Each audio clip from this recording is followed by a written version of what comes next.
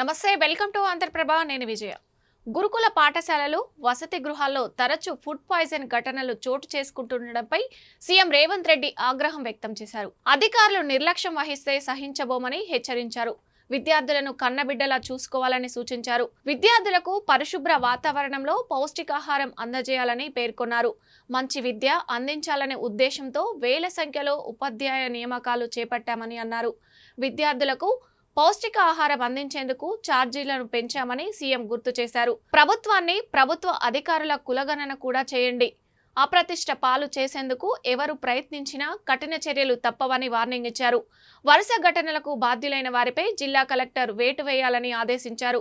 వదంతులతో భయాందోళనలు సృష్టిస్తే కఠిన చర్యలు తీసుకోవాలని అధికారులకు సూచించారు. విద్యార్థులకు ఆహారం అందించే విషయంలో ఎవరైనా నిర్లక్ష్యంగా వ్యవహరించినట్టు రుజువైతే వారిని ఉద్యోగాల్లోంచి తొలగించేందుకు వెనకాడబోమని సీఎం హెచ్చరించారు. హైదరాబాద్ కులగణన సర్వే వీలైనంత త్వరగా పూర్తి చేయాలని సీఎం రేవంత్ రెడ్డి అధికారులకు సూచించారు.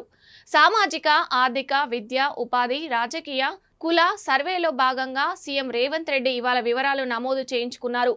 సర్వే ఎన్యూమరేటర్ అధికారులు సీఎం రేవంత్ కుటుంబ వివరాలను ఆరా తీశారు. CM special secretary Ajit Reddy అధికారులు హాజరయ్యారు.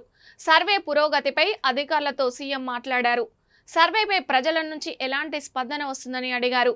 ప్రభుత్వ అధికారులు కూడా కులగణన సర్వేలో వివరాలు నమోదు చేయించుకునేలా ఉత్తర్వులు ఇవ్వాలని అధికారులను సీఎం రేవంత్ రెడ్డి ఆదేశించారు. అలాగే వీఐపీలు, ఐఏఎస్లు, ఐపీఎస్లు, ఎంపీలు, ఎమ్మెల్యేలు, ఇతర ప్రజాప్రతినిధుల కోసం సర్వే ప్రత్యేక డ్రైవ్ నిర్వహించి వివరాలు నమోదు చేయాలన్నారు.